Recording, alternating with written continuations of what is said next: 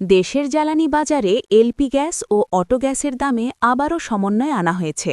সংশ্লিষ্ট কর্তৃপক্ষের ঘোষণায় জানানো হয়েছে, মার্চ মাসের জন্য ভোক্তা পর্যায়ে অটো গ্যাসের দাম লিটার প্রতি ৩ পয়সা কমানো হয়েছে।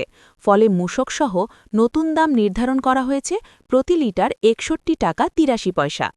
এর আগে গত ২৩ ফেব্রুয়ারি সবশেষ অটো গ্যাসের দাম সমন্বয় করা হয়। সে সময় ভোক্তা পর্যায়ে ২৮ পয়সা কমিয়ে মূসকসহ প্রতি লিটার ৬১ টাকা ৮৬ পয়সা নির্ধারণ করা হয়েছিল। সর্বশেষ এই সমন্বয়ের ফলে টানা দ্বিতীয় দফায় অটো গ্যাসের দামে হ্রাস এল, যদিও কমার হার তুলনামূলকভাবে সামান্য। এলপি গ্যাসের আগের সমন্বয়। গত মাসের ২৩ ফেব্রুয়ারি এলপি গ্যাসের দামও সমন্বয় করা হয়েছিল। তখন ১২ কেজি সিলিন্ডারের দাম ১৫ টাকা কমিয়ে ১৩৪১ টাকা নির্ধারণ করা হয়। আন্তর্জাতিক বাজারে এলপিজির দরপতন এবং আমদানি ব্যয় বিবেচনায় এনে এই সমন্বয় করা হয়েছিল বলে জানানো হয়। বিশ্লেষকদের মতে এলপিজির আন্তর্জাতিক মূল্য, বিশেষ করে সৌদি আরামকোর নির্ধারিত সিপি, প্রতি মাসে পরিবর্তিত হওয়ায় দেশের বাজারেও মাসভিত্তিক দাম সমন্বয় করা হয়। ফলে কখনো দাম বাড়ে, কখনো কমে। ভোক্তাদের প্রতিক্রিয়া।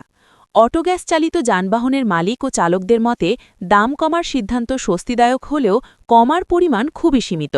পরিবহন খাতে ব্যয় কমাতে হলে বড় ধরনের সমন্বয় প্রয়োজন বলে তারা মনে করছেন। অন্যদিকে এলপি গ্যাস ব্যবহারকারী গৃহস্থালী গ্রাহকদের দাবি, সিলিন্ডারের দাম কমলেও বাজারে অনেক সময় ঘোষিত দামে গ্যাস পাওয়া যায় না। তাই কেবল মূল্য নির্ধারণ নয়, কার্যকর বাজার তদারকিও জরুরি। সামগ্রিক প্রভাব।